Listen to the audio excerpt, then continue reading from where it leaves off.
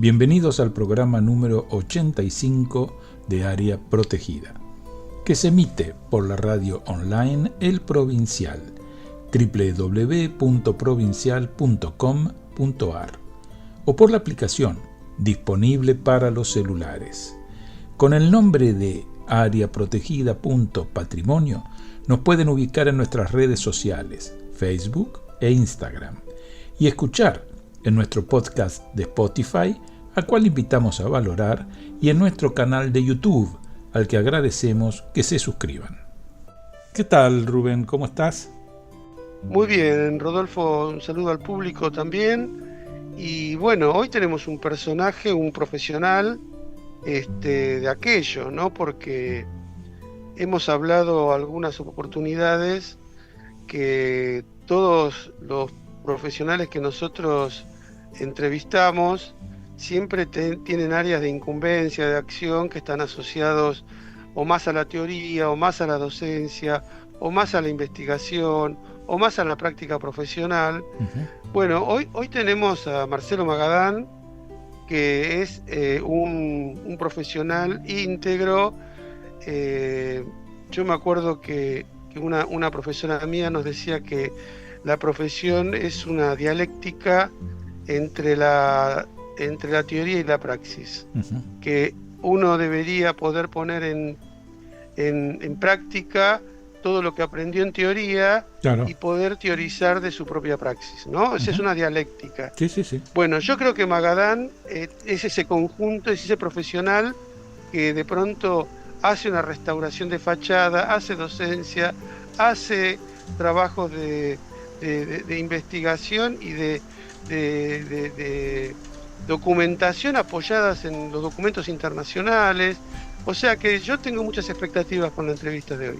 No, seguramente, además, como después a lo largo del programa vamos a poder rendir cuenta, nuestro público oyente va a tener la posibilidad, recorriendo entre otras cosas la ciudad de Buenos Aires, no es que solo haya participado acá, pero solamente en la ciudad de Buenos Aires, las obras casi yo diría más emblemáticas, de alguna manera tuvo su presencia. Pero bueno, no vamos a adelantar mucho, dejemos que Marcelo en el próximo bloque ya nos comience a ilustrar. Ahora vamos a hacer una pausa musical con el tema Fibras de Niccolò Lewin, que figura en Spotify como Brianza. Se está abriendo en 3 pedazos, no queda tiempo para pensarlo. La tierra mira siempre a tu lado, melancolía, ya te he olvidado, canción urgente, gente dormida, seca de tiempo, tonto letargo. ¿A dónde vamos tan apurados, masticando más de lo que comer? ¿A dónde vamos tan alienados, navegando en fibras que no se ven? Cerrar un miedo, construir algo, verlo no dicho, saber que cuando después no es luego, después es nunca, nunca lo dije, lo estoy pensando. Si callo muero, si muero canto, si sobrevivo vivo callando. Nada perfecto, papel en blanco, temer el miedo, oler el pasto. Condenso tiempo, recordar salva, la vida sigue con su templanza. Un bosque abierto, una pena seca. ¿A dónde vamos tan apurados, masticando más de lo que comer? ¿A dónde vamos tan alienados, navegando en fibras que no se ven?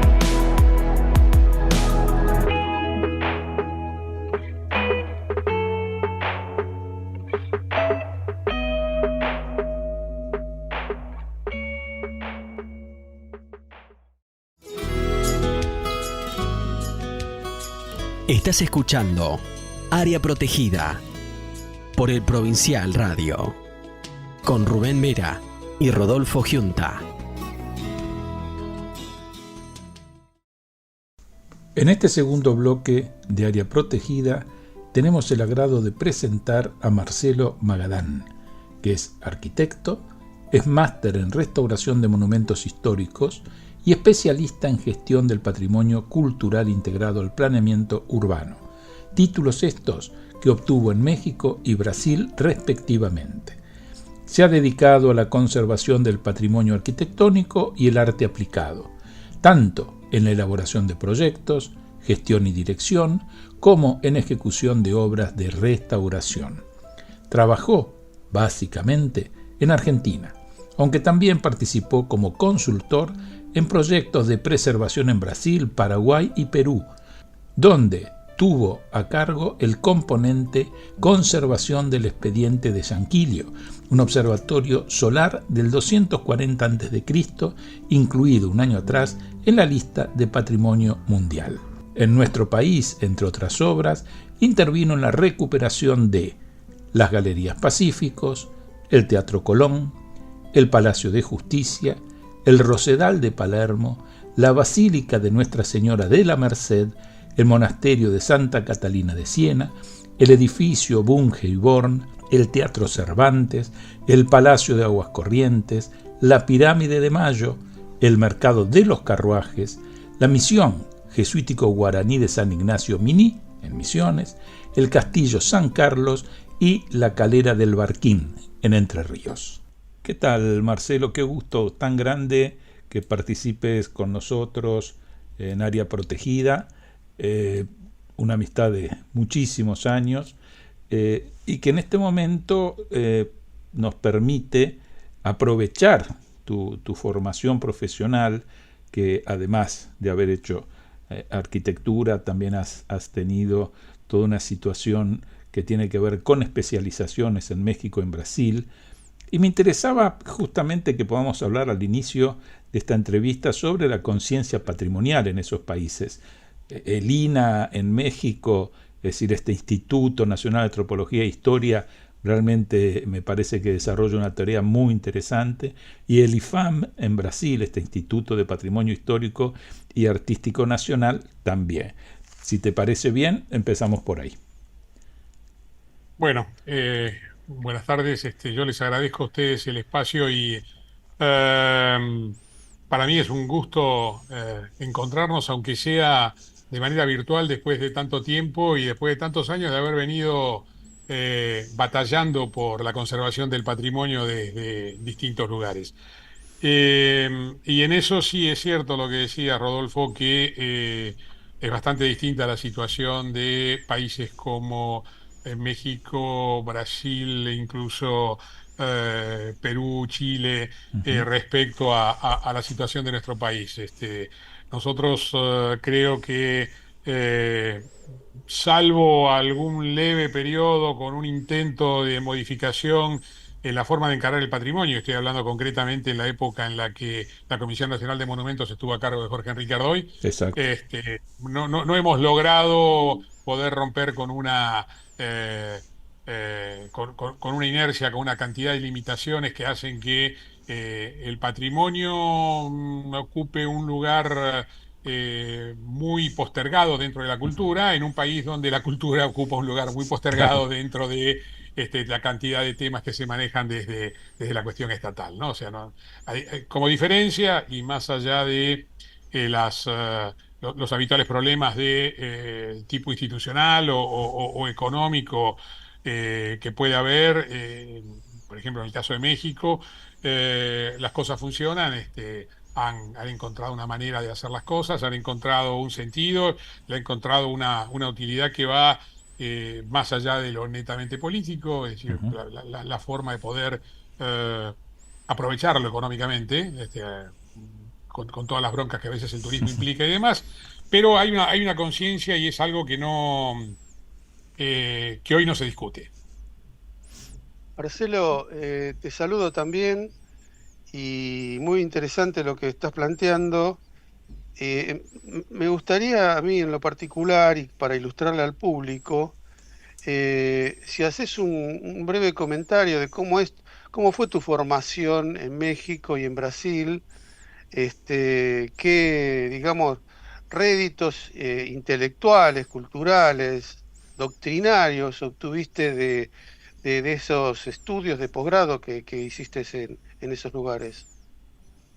Bueno, a ver, yo tuve la suerte, poco tiempo después de haberme recibido de arquitecto, de ganar una beca de la OEA Ujú. para ir a México a hacer una maestría en restauración de monumentos a la Escuela Nacional de Conservación, Restauración y Museografía, que había sido creado unos 10 años antes. La Ujú. escuela ahora, el año pasado, el anteaño, cumplió 50 años. Claro, Había sido creado unos 10, 12 años antes, con el aporte de profesores de Italia, con aportes de la UNESCO, con aportes de la OEA, y que se logró consolidar como un centro de estudios muy importantes donde los restauradores de bienes muebles a nivel de licenciatura, los museólogos a nivel de maestría o la maestría en restauración, permitía que permanentemente se formaran recursos humanos que básicamente iban a ser empleados por el propio Instituto Nacional de Antropología e Historia, que claro, para hacer un símil así muy rápido y demasiado simple, vendría a ser como la Comisión Nacional de Monumentos en cuanto a las responsabilidades que tiene. Después hay un claro. montón de cosas que hacen que sea una cosa muy distinta, con un resultado muy diferente, al punto, por ejemplo, que tiene esta escuela con una formación constante, con muchísima experiencia y con gente que ha ocupado responsabilidades muy importantes dentro de toda la cuestión patrimonial en México. Claro. Después, años más tarde, esto fue ya por el 2000, yo venía teniendo como una formación muy fuerte en lo que tiene que ver con intervención sobre el edificio en concreto. Es decir, creo que es una de las características del trabajo que hemos realizado nosotros desde el estudio, pero fundamentalmente que yo he podido desarrollar, que tiene que ver con más allá de cuestiones de manejo, de gestión y demás, era la intervención directa sobre el monumento. Ujú. Pero a mí siempre me interesó la cuestión del entorno y lo urbano, y ahí pude hacer también con ayuda de UNESCO y de otras organizaciones y demás, una especialización en gestión del patrimonio cultural integrado al planeamiento urbano en América Latina, Claro. una cátedra UNESCO en la que intervenía el IFAM y la Universidad Federal de Pernambuco. Una experiencia muy interesante trabajando durante prácticamente 2 meses, una vez que concluimos el curso, que fue una experiencia interesante también porque fue uno de los primeros cursos a distancia que se hacía, donde no teníamos la facilidad del Zoom, entonces mucho dependía de los intercambios vía mail. Ujú. Y una vez aprobada toda la etapa previa, bueno, nos becaron para irnos 2 meses a Olinda. Y esa también fue una experiencia muy interesante porque allí lo que hicimos fue un trabajo concreto sobre, en el caso nuestro, sobre un plan de manejo para el sitio que estaba declarado Patrimonio Mundial. Ujú. Te iba a preguntar en nuestro país, digamos, ¿no? Porque uno piensa que a veces uno elige hacer especializaciones afuera, pero muchas veces eso tiene que ver por la falta de oferta local, digamos que no existen demasiadas situaciones de posgrados, de maestría, al menos que yo conozca. Recuerdo en su momento lo que proponía Gazaneo, por ejemplo, en la Facultad de Arquitectura, pero no era algo muy común, o en eso estoy equivocado. No, a ver, en ese momento es tal cual lo que vos decís. No había más opciones que esa, Ujú.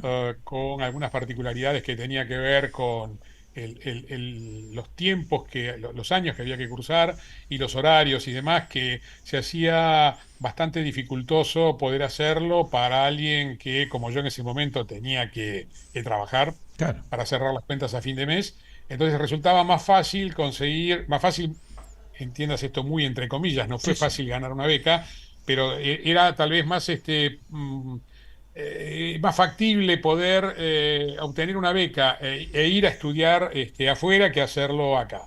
Cuando yo regresé había muy poca gente formada afuera, alguna gente que había ido a formarse al ICRON en Roma, pero éramos muy Claro. poquitos, y no había otra formación salvo el curso este que mencionás en la Facultad de Arquitectura. Con el paso del tiempo, te diría que tipo 15, 20 años después empezaron a aparecer Sí. algunos otros posgrados y hoy hay una oferta un poco más amplia.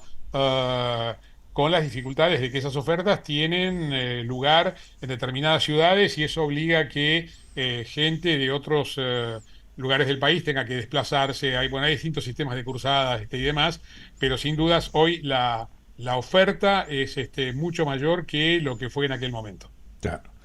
Marcelo, es muy interesante lo que estabas planteando. De hecho, lo he vivido en carne propia, esto que decís de los posgrados, porque después que uno se recibe, uno ya está en una edad que tiene muchas responsabilidades y a veces las facilidades que ofrecían eran muy complejas porque había que escolarizarse, eran presenciales o había que trasladarse de ciudad. Y hoy el escenario es mucho más amigable, hay en otros lugares y con metodologías más ágiles. Sabemos de tu trayectoria en el exterior y también de tu importante trayectoria acá en Argentina y te estaba eh, ofreciendo si querías ilustrar algunos de tus trabajos más reconocibles para el público, ¿no? Porque hiciste muchísimo, pero qué sé yo, que hagamos un repaso de tus trabajos de intervención en algunas obras trascendentes, qué sé yo, tal vez como las Galerías Pacífico, por ejemplo, o alguna otra que vos consideres valiosa de que el público lo conozca. Mira, hay algunas cosas interesantes. Por ejemplo, en este momento el edificio de Born Ujú. está cumpliendo 100 años de que fue construido. Y lo cito por lo siguiente, porque esa fue la primera obra previa a Galerías Pacífico de cierta importancia, con dos particularidades. Una que me tocó hacerme cargo del proyecto y de la dirección de obra de restauración de la totalidad de la fachada. Tiene frente a tres calles.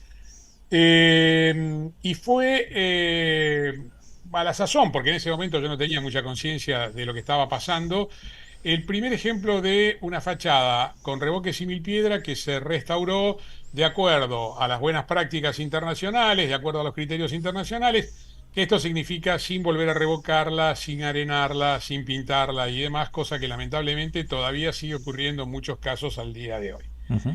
Esa experiencia derivó en la construcción de un primer pliego de restauración de fachadas que después fue aplicado a Galerías Pacífico Ujú. y que después, ajustado de acuerdo a cómo iban respondiendo ciertos procedimientos y a las mejoras en los productos y demás, siguió siendo utilizado para otras obras, entre las cuales estuvo el Palacio de Justicia, estuvo el Teatro Colón y se sigue usando. Se sigue copiando y pegando muchas veces por personas que no entienden muy bien del tema y por ahí siguen especificando productos que ya no existen, digamos. Pero bueno, esas cosas también pasan. Pero sí fueron como obras que permitieron de alguna manera marcar un rumbo y mostrar que era factible intervenir un edificio existente y darle un nuevo uso, y que tuviera un nuevo ciclo de vida y demás, sin necesidad de tener que demolerlo y reconstruirlo. Este, y han sido distintas obras con distinto nivel de complejidad a lo largo del tiempo, que también abarcan situaciones muy distintas desde lo cronológico. Si nos ha tocado intervenir desde obras del siglo XVII, XVIII, bueno, la Calera del Palmar en el Parque Nacional del Palmar en Entre Ríos, la misión jesuítica de San Ignacio Miní en Misiones, edificios en estado de ruina, como fue el Palacio San Carlos en Concordia. edificios con cambios de uso como lo que era la antigua cochera presidencial, convertida hoy en mercado de los Claro. carruajes. Y después, otra cosa interesante también, por lo menos desde mi perspectiva, que tiene que ver con las obras de arte que tienen relación con la arquitectura o que están a mitad de camino entre arquitectura y obra de arte puramente hablando. Por ejemplo, el caso de la pirámide de Mayo, ¿no? Ujú. Este, así que ha sido un devenir interesante a lo largo del tiempo. Me estaba acordando ahora, por ejemplo, un par de murales, pero en particular el mural de Berni, que Ujú. estaba en una quinta en San Miguel y que fue desmontado y llevado al Malva, donde ahora forma parte de la colección, que también son trabajos un poco particulares porque de nuevo están a mitad de camino entre la arquitectura y la restauración de obra de arte y que plantean un nivel de complejidad y de desarrollo de detalle que a mí me resulta muy interesante. Esa cosa que tiene que ver con la artesanía, con el oficio, con el entender cómo funcionan las cosas y que además se da en una particularidad. Nosotros siempre formamos equipos multidisciplinarios Claro. porque dependiendo del problema que tengamos que enfrentar, es si necesitamos un químico, un bioquímico, un restaurador de bienes muebles, y el perfil del restaurador va a cambiar si es pintura mural o es otro tipo de materiales, un arqueólogo, alguien que haga arqueología de la arquitectura, por supuesto un historiador, y además también en ese fenómeno donde entendemos muy bien cuál es la dinámica y la metodología de la intervención, donde nosotros sabemos que somos los mediadores entre dos situaciones de ese objeto arquitectónico. En tanto eso ocurre, también somos responsables de lo que le va a pasar a ese objeto, pero también somos responsables, como lo es el arqueólogo cuando excava, de registrar la información que va apareciendo Claro. a medida que uno va interviniendo, porque eso termina en definitiva incrementando el conocimiento sobre el edificio y en definitiva también sobre técnicas constructivas y sobre historia de arquitectura y demás. Eh, y bueno, y esto, digamos, no es un invento nuestro. Nosotros lo que hacemos es aplicar la metodología y aplicar los criterios internacionales en la materia que, si bien se han ido modificando, si bien han ido de alguna manera incorporando otros conceptos y demás, son los mismos desde la década del 60 con la Carta de Venecia, pero Claro. Carta de Venecia que viene a reunir de alguna manera una cantidad de conceptos que se vienen desarrollando a nivel teórico en la restauración desde finales del siglo XIX, con dos sujetos muy remanidos que siempre se ponen ahí como en contraposición, que tenían que ver con Viollet-le-Duc y con John Ruskin, Claro. en dos posturas Ujú. un poco distintas, ¿no? Pero Viollet-le-Duc en términos de completar lo que le está faltando a un edificio o volver a poner en funciones la ruina. Ruskin, en cambio, la ruina tiene que morir honestamente como ruina. Entonces, bueno, a partir de ahí hubo toda una serie de discusiones con personajes como Camilo Boito y demás que nada, que es lo que llega hasta hoy, simplemente con Claro. algunas otras variables en juego, como por ejemplo la participación de aquellas personas, aquellos grupos sociales y demás que están en relación a esos edificios, a esos conjuntos, en la toma de decisiones, Ujú. cosa que antes no ocurría. O sea, antes Claro. los monumentos eran pura y exclusivamente aquellas u obras grandilocuentes o lugares donde habían ocurrido ciertos hechos históricos o donde había vivido cierto presidente. Eso se fue ampliando, empezó a tener peso la arquitectura más modesta, empezó a tener peso la arquitectura prehispánica, empezó a tener peso los conjuntos urbanos, la relación entre el edificio como continente con, por ejemplo, los muebles o el arte aplicado como contenido Ujú. y el edificio con su entorno. Claro. Es decir, una serie de fenómenos que han ido ocurriendo y que, bueno, sigue habiendo aportes en ese sentido a medida que va pasando el tiempo y a medida que se va trabajando sobre ese patrimonio. De todas maneras, me gustaría resaltar que hay como beneficios, por llamarlo de una manera, colaterales, digo para un público general y para aquellos que son gustosos de la historia cultural urbana. Vos hablabas de las galerías Pacíficos, hablaste de un mural de Berni, y realmente tener la posibilidad de ver ahí la expresión de los muralistas argentinos a partir de lo que fue la obra de Siqueiros, mural que finalmente se logra recuperar y que hoy está en el Museo de Casa Rosada, creo que de una proyección más que interesante, porque además era una técnica que acá no tenía tanto desarrollo como por ejemplo podría tener en México. Entonces creo que también eso fue muy importante por abrir todo un camino de interpretación y de valoración de esas obras. Absolutamente. Lo que significó también la generación de un movimiento muralista local, Claro. donde además los murales empiezan a aparecer como obra de arte aplicada a los edificios que se construían en esa época, Uh-huh. y no es casual que Alain Escurra incluya murales dentro del proyecto de la Galería Pacífico en aquel momento. O sea, ahí hay también una cantidad de fenómenos que se explican a partir de esos que no siempre están debidamente explicados, eh, y que también hablan de una escala, ¿no? En cuanto a qué fenómenos o qué objetos representan ciertos fenómenos que tienen una escala que puede ser de importancia, como en el caso del mural de Siqueiros, ya no a nivel local, digo, local de Argentina, Sí, sí, sino sí. yo creo que a nivel mundial, a nivel latinoamericano, sin ninguna duda, por Claro. lo que representó Siqueiros, pero además lo que implicó eso como disparador del trabajo de otros artistas plásticos, entre los cuales está Berni. Claro. También me parecía interesante, vos nombraste a John Ruskin hablando sobre las ruinas de Venecia y que era preferible que queden como ahí, que mueran dignamente antes que haya Ujú. falsos históricos, como se le achacó, es decir, no sé si era tan así la posición, pero bueno, fue una de las críticas fuertes a Viollet Leduc. Qué difícil esto de trabajar con ruinas, ¿no? Es decir, vos nombrabas menciones jesuíticas, pero también has sido asesor de Chanquillo, este complejo arqueo astronómico, que es un observatorio solar, que quizás el más antiguo de América, por la cultura Casma, Sechín, de una antigüedad que estamos hablando de 2200 años, y realmente esto es algo notable. Hace, si se quiere, poco, en julio del 21 fue declarado Patrimonio Cultural de la Humanidad por UNESCO, en la reunión que se hizo en Fuzhou, en China, y realmente creo que debe ser una experiencia más que valiosa, tanto la de las ruinas jesuíticas como este asesoramiento que hiciste para Chanquillo, ¿no?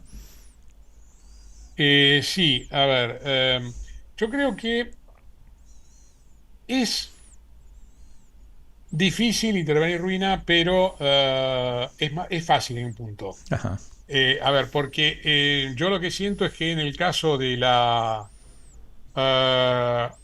trabajo en las ruinas me permite ser eh, absolutamente estricto en cuanto a la aplicación de los criterios. ajá, No hay necesidad de adaptar la ruina a un uso contemporáneo. claro. Entonces, uno puede ser muy estricto en la aplicación de los criterios, y en mi caso en particular yo adhiero siempre a la mínima intervención posible.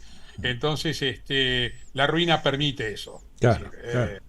eh, a mí sinceramente me resulta en algún sentido fácil trabajar con la ruina. Ujú. El caso de Chanquillo es un poco particular, porque no solo es un sitio en ruinas, es un sitio muy grande, es un sitio que está en medio del desierto, Claro.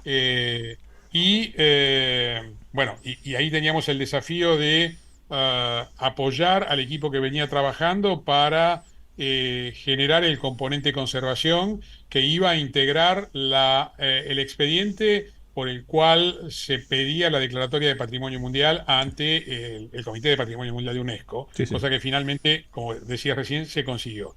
Pero eso fue un trabajo donde nosotros aportamos una parcela de la totalidad de las cosas que estaban allí involucradas y demás. Un trabajo muy fuerte, muy intenso de la gente de Perú. Realmente, como suele pasar, en buena medida el resultado se debe en este caso, al doctor Iván Gessi, el arqueólogo que se cargó al hombro el proyecto y lo llevó adelante como como se necesitaba para lograrlo, pero llevaron una cantidad de temporadas de trabajo en campo, haciendo un relevamiento exhaustivísimo de todas las estructuras arquitectónicas y trabajando con un primer relevamiento de la cuestión, bueno, la determinación esta de que efectivamente era un observatorio solar, después haciendo las mediciones para poder comprobarlo, ya después trabajando con los primeros ensayos de restauración de las torres de ese conjunto de 13 torres que son los medidores astronómicos que permiten determinar cada momento del año según el recorrido que hace el Sol y demás. O sea, realmente fue y sigue siendo, porque ellos están trabajando a medida que van consiguiendo los recursos para poder avanzar, pero fue una experiencia muy, muy buena, y también muy buena desde el punto de vista del intercambio con las diferentes personas que dentro del equipo asumían roles tan disímiles como la historia, la arqueología, la arqueoastronomía, la participación. Claro. Realmente fue muy enriquecedor. Ahora vamos a hacer una pausa musical con el tema Niña de los Andamios, de Rally Barrio Nuevo.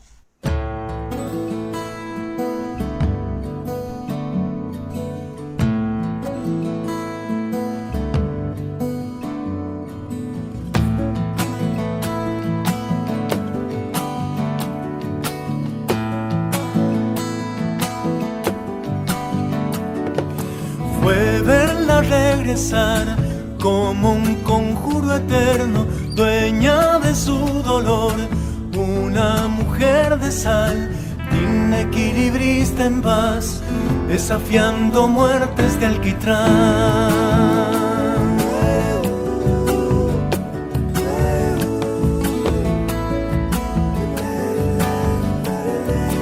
Cardo silvestre en flor, en cicatriz danzante, una ilusión de pan, pintando su verdad, que refugia mi canción y la cuna en tierna dimensión.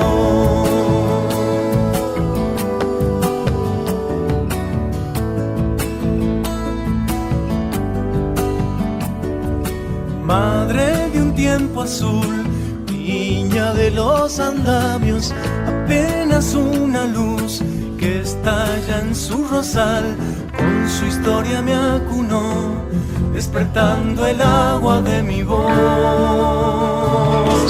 Habrá querido ser todo lo que dejó, habrá creído herir todo lo que sanó, madre de mi libertad, compañera eterna de mi voz. Es luz, es tiempo, andamio de los cielos. Es luz, es tiempo, andamio de los sueños. Es luz, es tiempo, andamio de los cielos.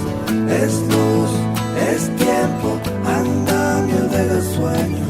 Hoy puedo verla así, disfrutando su viaje, tan lúdica y feliz, mirando desde allá y en geométrica oración, consagrando el nombre de mi Dios.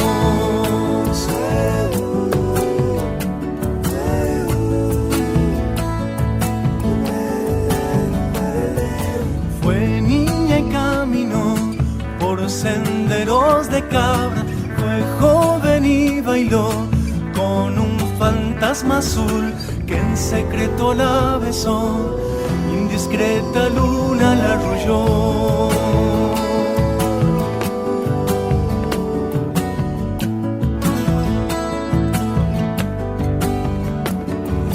Ya es tiempo de partir, lo supo una mañana, el mundo no es al fin lo que fue en la niñez. En silencio regresó a 1932. Habrá querido ser todo lo que dejó, habrá creído herir todo lo que sanó, madre de mi libertad, compañera eterna de mi voz. Es luz, es tiempo, andamio de los cielos. Es luz, es tiempo, andamio de los sueños. Es luz,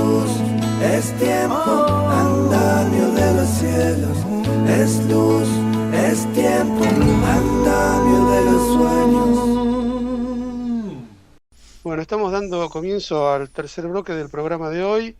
Tenemos como invitado al arquitecto Marcelo Magadán, experto en conservación. Y bueno, a mí en particular te quería comentar, Marcelo, porque te estuve escuchando atentamente y realmente me emocionó eh, comprender en estos pocos minutos, y no sé si al público le pasó lo mismo, la riqueza que tiene esta especialidad. Realmente porque involucra lo histórico, involucra lo tecnológico, involucra lo doctrinario, involucra la gestión y la estrategia de obra.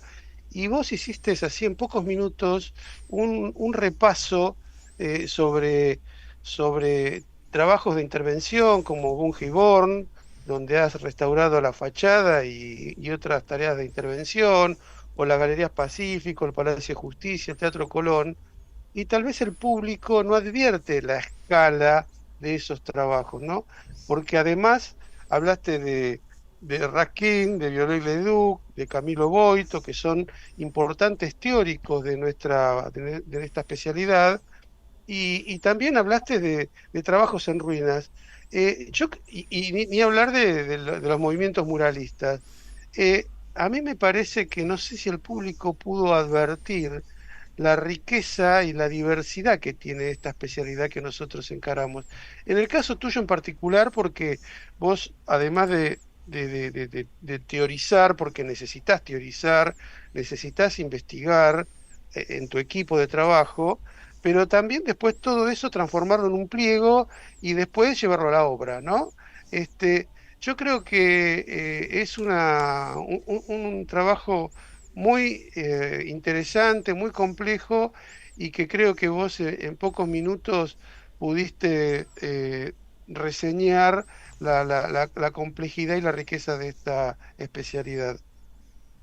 Como decía Rodolfo en algún momento, también tuviste esa intervención en la Pirámide de Mayo, que tiene su historia también este monumento, ¿no? ¿Nos podés comentar algo sobre eso? Que me imagino que todo el público lo debe conocer. Bueno, a ver, la pirámide tiene una historia interesante en términos de, primero que es el primer monumento Claro. que se va a crear ya en una etapa que no llega a ser todavía una etapa independiente, porque es en el lapso que media entre la Revolución de Mayo y la independencia, la declaración de la independencia propiamente dicho. Se construye en medio a las apuradas como un homenaje a la Revolución de Mayo, Claro. para ser inaugurado justo un año después de el 25 de mayo de 1810. O sea, en realidad el monumento oficialmente se inaugura el 25 de mayo de 1811. Ujú. Eso lo convierte en el monumento conmemorativo más antiguo del país, con algunas contradicciones, como que se llama pirámide, pero no es una pirámide, es más un Claro. obelisco, como que en el origen era un poco más simple, que con el paso del tiempo se va a aumentar levemente de tamaño, y donde una decoración que al principio que era muy primitiva se va a enriquecer, colocando unas esculturas hechas en mampostería que después van a ser reemplazadas por unas esculturas hechas en mármol, que esas esculturas originalmente habían sido ah, elaboradas y colocadas en el frente de lo que era la vieja casa del Banco de la Provincia de Buenos Aires, allí en el microcentro, a un par de cuadras donde está actualmente la sede del Banco Provincia, Claro. y que poco tiempo después las bajan, aparentemente porque temían que se cayeran, que no era suficientemente estable como para mantenerlas ahí arriba. Entonces, eso deriva en una curiosidad. Esas esculturas se van a repartir por diferentes lugares, y las que están colocadas en la pirámide no todas tienen el mismo tamaño, porque las que en la fachada estaban más arriba eran un poco más grandes, para que Ujú. desde la planta baja se percibieran de igual tamaño que el resto. Entonces, cuando uno las mira con atención, hay diferencias en el tamaño de las esculturas. Eso era, Ahora, perdóname, eso era sí, con un intento de corregir la perspectiva, digamos. Es exactamente, interesante. exactamente, eso fue así. Bueno, eso, la reforma después la hace Prelidiano Pueyrredón, Eso queda así hasta 1800, perdón, hasta 1912. Lo de 1912 tiene que ver con que para las fiestas del centenario, y fíjense, bueno, nosotros lo sabemos, pero digo, para los que están escuchando esto, la cantidad de fenómenos que se explican a partir de decir pirámide de Mayo, ¿no? Claro. Que tiene que ver con que para 1910 viene el festejo del centenario. Entonces, para el festejo del centenario se hacen concursos de distintas cosas, entre ellos de un monumento, un nuevo monumento a la Revolución de Mayo, que ganan unos italianos, que lo que planteaban era un monumento de un gran tamaño ubicado en la mitad de la plaza, donde antes había estado la Recoba y que había sido demolido poco tiempo antes, y para eso trasladan la pirámide de su emplazamiento original al lugar donde nosotros la conocemos ahora. Pero la trasladan ahí para construir el otro monumento encima, que iba a funcionar como una especie de a ver, de gran cubierta monumental. Es decir, era un monumento que iba a permitir que uno ingresara y que una vez que estaba dentro de ese monumento, lo que iba a apreciar era la pirámide de Mayo que iba a estar colocada allí. Lo más loco de esto, Marcelo, es que no se construyó nunca, que No, ese pobre arquitecto italiano anduvo dando vueltas, hizo cosas en Uruguay, hizo cosas incluso en Tigre, exactamente. algunas casas hermosas, algunos clubes y demás, pero ese monumento no se llegó a hacer, habiendo ganado el concurso, todo, si estaba todo listo como para, no hubo fondos. Totalmente. Lo reclamó hasta la década del 30 hasta que se cansó. Ahora, del monumento sí llegaron a construir el basamento. Claro. Y sobre ese basamento ubicaron la pirámide cuando se hizo el traslado. Ahora, como parte del proyecto, lo que se pudo hacer fue una excavación arqueológica que permitió conocer cómo es realmente la actual cimentación del monumento. Porque del monumento solo trasladan la parte superior, digamos, lo que estaba por encima del nivel cero. Que también es muy interesante el cómo habían desarrollado toda una técnica para armar una suerte de rieles, cómo construir un sistema de un gran carro que se deslizaba sobre esos rieles y que permitió en 1912 desplazar la Claro. pirámide sin que sufriera ningún daño. Para lo cual le quitaron las esculturas que le había puesto Pueyrredón. Ujú. Esculturas que desde entonces quedaron dando vuelta por diferentes lugares y que habían sido rescatadas por el arquitecto José María Peña Ujú. para colocarlas en la contraesquina del Museo de la Ciudad, en Defensa y Alsina, Claro. en la plazoleta de San Francisco, donde estaban muy abandonadas y maltratadas y demás, pero por las circunstancias de uso de la plazoleta, donde entre otras cosas había un señor que todos los mediodías preparaba allí sus hamburguesas y sus choripanes. Qué horror. Sí, me acuerdo. Ah, y bueno, y se tomó la decisión de volver a llevarlas a la pirámide, donde finalmente están previa restauración, lo cual implicó también toda una cuestión desde el punto de vista de ingeniería para disponer de un dispositivo que permitiera sacarlas con seguridad, Ujú. trasladarlas a la plaza, restaurarlas, después volverlas a colocar en su lugar y demás, y con el agregado de otro elemento que para nosotros era fundamental, que era poder garantizar la seguridad de las esculturas. Anteriormente la pirámide era usada como una suerte de soporte para todo tipo de reclamo porque había una especie de baranda muy baja, Claro. que no alcanzaba a frenar a la gente en las manifestaciones. Entonces, realmente colocar allí de nuevo las esculturas de mármol de Carrara, que ya tienen la superficie bastante alterada, era un riesgo demasiado grande y finalmente se logró que se colocara una reja de mayor altura, ah, y de esa manera durante bastante tiempo se logró preservarla.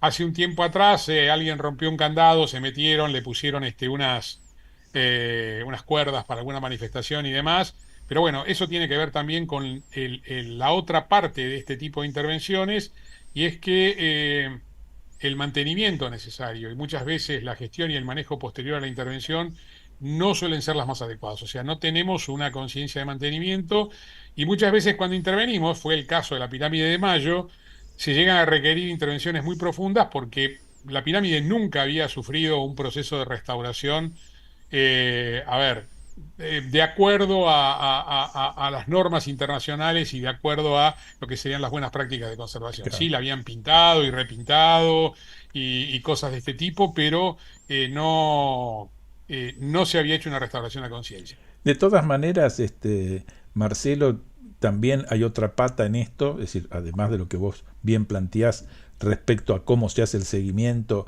y se conserva lo que se hizo, que es la falta, yo creo, en un punto de apropiación, porque muchas veces yo por lo menos me asombro cuando se vandaliza el cabildo, en este caso la pirámide, es decir, ¿cuál es el sentido? Yo tengo derecho a hacer la protesta que sea, y eso, esto es así, pero tomármelas, por decirlo así, con un monumento histórico que nos representa a todos, como que me resulta complicado. Quizás esto sea algo que habría que intensificarlo en las escuelas, en la cuestión, digamos, cultural, para que haya apropiación, digamos, ¿no? Yo creo que ahí hay un problema de fondo que tiene que ver con que, bueno, hay una discusión de a quién pertenece el patrimonio, pero más allá saquémoslo del patrimonio en particular, Bien. llevémoslo a un ámbito más amplio que tiene que ver con la cosa pública, porque el patrimonio, en buena medida, lo que estamos hablando ahora de el Cabildo o la Plaza de Mayo, tiene que ver con la cosa pública. Yo creo que por distintos motivos valdría la pena por ahí debatirlo. El grueso de la gente está convencida que lo público no es de nadie. Entonces, y de alguna forma lo público representa esto es una cosa que digo yo creo que la gente no puede hacer esa interpretación en términos generales, representa al Estado opresor o cosa por el estilo, digamos, que entonces yo, como no puedo ir en contra de tal o de cual, voy en contra de esas cosas que lo representan. Claro. Ahora bien, la otra pregunta que cabe, y esto tiene que ver con la educación, es la de quién tiene la posibilidad real de modificar eso y de hacer consciente a la gente que la cosa pública es de todos, que se construye y se sostiene con los dineros de todos, y que en definitiva hay que defenderla desde todos y cada uno, ¿no? En un sentido de responsabilidad social, Claro. que va desde no pintar el cabildo a no tirar la basura en la esquina. Digamos, el abanico es muy amplio, Claro. pero todo tiene que ver con lo mismo y en definitiva todo lleva al mismo lugar. Ahora, yo por ejemplo en la ciudad de Buenos Aires lo que veo es que cuando me quejo de la basura que hay en las calles dicen, bueno, pero la gente es muy sucia. Pero a ver, momento, tenemos una gestión de 16 años de una gente a la cual no se le cayó una idea para que la gente deje de ser tan sucia. Acá estamos teniendo un problema de fondo. Es más cómodo sostener que la gente es sucia, que la gente es dañina, que la gente no sé qué, y mientras tanto el que tenía 2 años hace 16 años atrás ahora tiene 18 y nos perdimos la oportunidad de cambiarle un poco la cabeza para hacerlo más responsable. Ahí yo creo que tenemos un problema. Claro. Ahora, también me pregunto, no sé si hacen ese ejercicio o no, pero ¿qué pasa por la cabeza del funcionario que no está generando ese conocimiento? Porque en algún lugar, yo funcionario, si me siento dueño de la cosa pública y quiero disponer de ella como se me dé la gana, que muchas veces lamentablemente pasa, Seguro. no voy a tener muchas ganas de que venga alguien a reivindicar también su derecho a opinar sobre el asunto, pues no sea cosa que yo tenga que empezar como a responder yo esto lo he vivido muchas veces con situaciones donde uno plantea frente a un proyecto la necesidad de hacer partícipe a la gente o a la comunidad. Claro. Y el primero que sale corriendo es el político. O sea, no tienen ninguna gana de sentarse a escuchar lo que opina la gente y a debatir con la gente. Y en tal caso a tratar de convencerlo a esas personas de cuál puede ser el beneficio de generar ese proceso. Ahora, visto al revés, desde Patrimonio Mundial, UNESCO ya hace largo rato que exige que dentro de los procesos de declaratoria de Patrimonio Mundial claramente haya procesos de participación de la gente, donde la gente opine, pero porque, y yo en esto acuerdo, hay un convencimiento de que la única forma en que las cosas se conservan y se sostienen en el tiempo es a partir de la gente. Los funcionarios cambian, las políticas cambian, puede haber más plata, menos plata, pero si la gente está defendiendo ese patrimonio, realmente ya hay un tramo ganado respecto a que ese patrimonio se va a conservar en el tiempo. No, vos Pero fíjate. hay que habilitar a esto que decíamos, es decir, bueno, la gente tiene que entender que está representando la pirámide. Claro. No, te decía que en ese sentido, yo supongo que es lo mismo para el patrimonio arquitectónico, yo lo veía en su momento trabajando en los museos, ¿no? Es decir, cuando se pensaba en cualquier política de conservación y a veces incluso llegar a la restauración, lo primero que surgía era el tema del dinero. Ah, pero es muy caro, no hay recursos, bla, bla. Cuando evidentemente quizás esto que estamos hablando de la apropiación por parte de la comunidad, me parece que es mucho más efectiva porque a partir de eso se va a conseguir incluso los fondos como para. Pero por otro lugar, me acuerdo que en un momento se lo había planteado a Carlos Moreno, esta situación de hasta incluso de consulta a la comunidad sobre qué se hace, qué se conserva, qué no. Y él me dijo, dice, la idea es muy buena, dice, pero me da miedo que aquel que opine, aquel que intervenga, sea alguien que ha sido formado por la televisión. Dice, porque ahí el criterio realmente puede ser hasta incluso peligroso, y no sé si beneficiaría mucho el patrimonio, ¿no? Esto también hay que tenerlo en cuenta, digamos. Yo creo que ahí hay que hacer una separación. Bien, Esto que decís es así y lo estamos viviendo en este momento, ¿no? claro. Bueno, pero yo creo que la separación que hay que hacer es la siguiente. Una cosa es el generar un consenso en torno a lo que un determinado grupo entiende que es patrimonio. Uh-huh. Y otra cosa es el qué se hace después para conservarlo. Es decir, como cuando uno va al médico. Es decir, uno va al médico y en definitiva puede decir, bueno, sí, estoy de acuerdo, me opero, no me opero, espero 6 meses, no sé qué, no sé cuánto, pero cuando llega el momento de entrar al quirófano, el que está tomando la decisión y haciéndose cargo de las consecuencias buenas o malas es el cirujano. Tal cual. Esto es lo mismo, es decir, puestos de acuerdo en que esto es valioso, el cómo operar sobre eso para que eso se conserve ya es más un tema de técnicos, es más un tema Sí, de sí, seguro. especialistas y es un tema para el cual hay metodologías, hay criterios, es decir, hay experiencias. Entonces yo haría esa división. Uh-huh. Me parece que es básica. Ahora, lo de que no hay plata también es algo que habría que revisar porque sobran ejemplos de inversiones hechas en cosas que terminaron destruyendo el bien Claro. después de ser intervenido. Claro. Es decir, baste ir con una mirada crítica a darse una vuelta por San Telmo, ¿no? Uh-huh. Por ejemplo. Claro. Entonces, yo creo que eso también pasa. De nuevo, me parece que a veces el no hay fondos es una excusa para no hacer, porque hay cosas que se pueden hacer a lo mejor con poca plata. No digo recuperar un edificio, sí evitar arruinarlo, Claro. sí mantenerlo mínimamente, destapar las canaletas, tapar una gotera, Uh-huh. es decir, este tipo de cuestiones que son como muy mínimas, pero que muchas veces cuando no se atienden terminan llevando a problemas mucho más graves, donde ya se requieren intervenciones de una profundidad mayor y de un costo mucho mayor. Seguro. No, en sintonía con lo que vos decías, porque recién hablabas del compromiso y de la apropiación del público, y que eso ya en algún momento se expresó claramente, digamos, a nivel doctrinario en la Carta de Washington en el 1985 sobre que la responsabilidad principal de la conservación del entorno urbano es del pueblo, es del ciudadano. Y vos sabés que tratando de articular todas estas cosas que vos decías, me venía a la cabeza algo que ya lo dije en algún momento en este programa, una anécdota que tengo de haber compartido alguna vez un estrado con Iván Grondona, ¿te acordás? El que Sí, hacía El País que no miramos. sí, sí, sí, Una vez él dijo, Iván Grondona, un señor que ya falleció, pero sí, sí, hace ya muchos tenía años. sus años, decía que cuando él era chiquito, de niño, iba caminando por la calle y el papá le decía, frente a unos grafitis que estaban haciendo en una pared, le decía, mira Iván, nos están pintando las paredes. Y no era la casa de él, era la casa de otro y era la Claro. casa de la ciudad. Y yo creo que ahí, con esas pocas palabras, le transmitió el sentido de pertenencia del espacio público. Porque cuando uno ve un acto de vandalismo, y aunque no sea tu casa, sea otra o de quien sea, sea un monumento o sea una casa de un cualquiera, no importa, pero es el espacio público y todos tenemos responsabilidades sobre eso.